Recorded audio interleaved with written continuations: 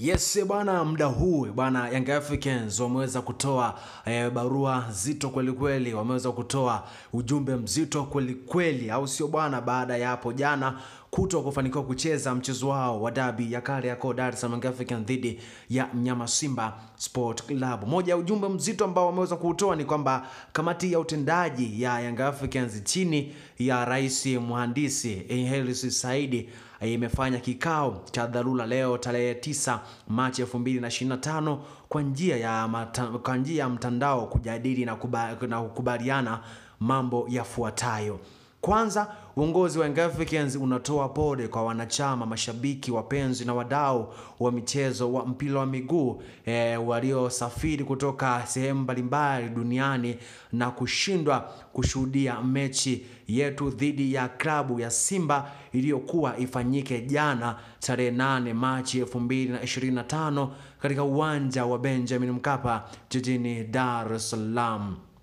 Klabu ya Young Africans ilifanya maandalizi yote ya mchezo kama ilivyoelekezwa kwenye kanuni, ikiwemo kushiriki kwenye kikao cha maandalizi ya mechi MCM kilichofanyika tarehe 7 Machi 2025 saa 8 mchana kwenye hoteli ya Space jijini Dar es Salaam. Kwenye kikao hicho ambacho kilihudhuriwa na klabu ya Young Africans na Simba, wasimamizi wa mchezo ikiwemo mratibu wa mchezo, afisa usalama wa mchezo, mtathmini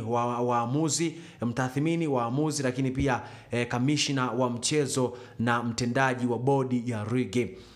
Klabu ya Young Africans haikutoa taarifa ya kutaka kuhutumia uwanja wa Mkapa siku moja kabla ya mchezo husika kwa ajili ya kufanya mazoezi kama kanuni inavyoruhusu. Katika hali ya kushangaza, usiku wa tarehe 7 Machi 2025, klabu ya Simba Sport Club iliwasili katika uwanja wa Mkapa ikiwa na magari kadhaa kwa ajili ya kufanya mazoezi, huku wakifahamu hawakuwa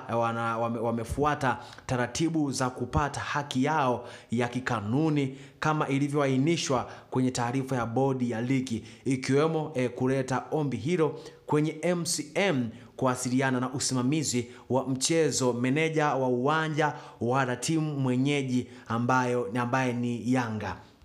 Mamlaka ya uwanja ilikataa kuwaruhusu kuingia ndani ya uwanja kwa sababu hakukuwa na taratibu hakukuwa na taarifa wala maandalizi yoyote yaliyofanywa kwa ajili yao. Na baada ya kuwepo kwa sintofahamu hiyo, klabu ya Simba iliamua kuondoka uwanjani hapo. Usiku wa kuamkia siku ya mchezo ambayo ilikuwa tarehe 8 mwezi wa 3 2025, klabu ya Simba ilitoa tamko rasmi ya kugomea mchezo huo kwa kigezo cha kutopata nafasi ya kufanya mazoezi kwenye uwanja wa mechi, huku wakielewa dhahiri kwamba hawakuwa wamefuata taratibu. Hivyo huku kukiwa na taharuki kwa wapenzi wengi wa soka kuhusu uwepo wa mchezo huo. Baada ya tamko hilo la klabu ya Simba asubuhi ya tarehe 8 Machi 2025, mwenyekiti wa bodi ya ligi kuu Steven Mguto alinukuliwa na vyombo vya habari akiwatoa wasiwasi na kuhakikishia mashabiki waende uwanjani kwa sababu ratiba ya mchezo huu namba 184 iko pale pale, hakuna kilichobadilika. Hayo ni maneno ambayo waliweza kunukuu kutoka kwa mwenyekiti wa bodi ambaye anaitwa Steven Mguto. Lakini licha ya tamko hilo la mwenyekiti wa bodi ya ligi, mchana wa siku hiyo tarehe 8 Machi 2025, kamati ya uendeshaji ya ligi kuu ambayo mwenyekiti wake ni Steven Mguto ilitoa taarifa ya kuahirisha mechi namba 184 kinyume na taratibu za kanuni zinazoendesha ligi kuu. Kutokana na maelezo hayo hapo juu, ufuatao ndio msimamo wa kamati ya uendeshaji wa Yanga. Namba 1, klabu ya Young Africans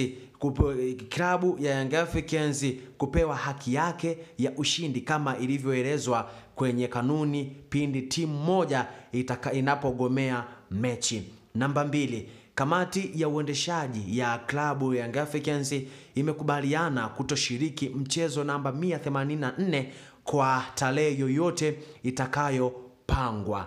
Narudia tena, namba 2 ni kwamba kamati ya utendaji ya Yanga imekubaliana kuto kushiriki mchezo namba 184 kwa taratibu yoyote, kwa tarehe yoyote itakayopangwa. Namba 3 ni kwamba namba 3 inasema kwamba kutokana na mfululizo wa uvunjifu na kushindwa kusimamia kanuni za ligi kuu, klabu ya Yanga imekosa imani na kamati ya uendeshaji wa ligi kuu chini ya mwenyekiti wake Steven Mguto na katibu wa kamati hiyo ambaye anaitwa Almas Kasongo. Hivyo tunaliomba shirikisho la mpira wa miguu TFF kuivunja kamati hiyo na kuteua viongozi wengine waadilifu na wenye nia njema kwa maslahi mapana ya mpira wetu. Mwisho lakini sio kwa umuhimu, tunawaomba wanachama, wapenzi na washabiki wa Yanga kote duniani kuendelea kuwa watulivu wakati uongozi ukiendelea na taratibu za kuhakikisha kuwa sheria na taratibu za uendeshaji wa mpira wa miguu na harakati za kudai haki yetu zikiendelea. Hiyo ndio kwamba mwishoni wamesema kwamba imetolewa na kamati ya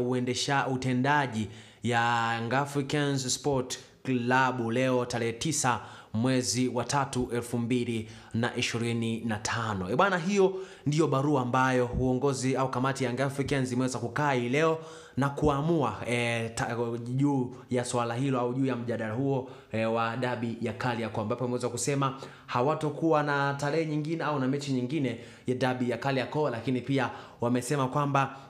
lazima wapate haki yao, aidha kupewa ushindi wa pointi 3 na alama na magoli 3, au sio bwana? Ni jambo la kusubiri na kuona baada ya Young Africans kuzungumza hivyo, lakini ameweza kusema kwamba lazima wanaoiomba shirikisho la mpira wa miguu nchini Tanzania TFF ili iweze kuvunja bodi ya ligi kuu na kuweka bodi mpya, kwa sababu bodi hiyo inaifanya ligi yetu kuonekana dhaifu sana kutokana na mambo ambayo wameweza kuyafanya hapo jana katika dabi ya Kariakoo, katika mchezo huo wa namba 184 ya dabi ya Kariakoo, Young Africans dhidi ya mnyama Simba Sport Club. Hii ni BIA TV, ni kuomba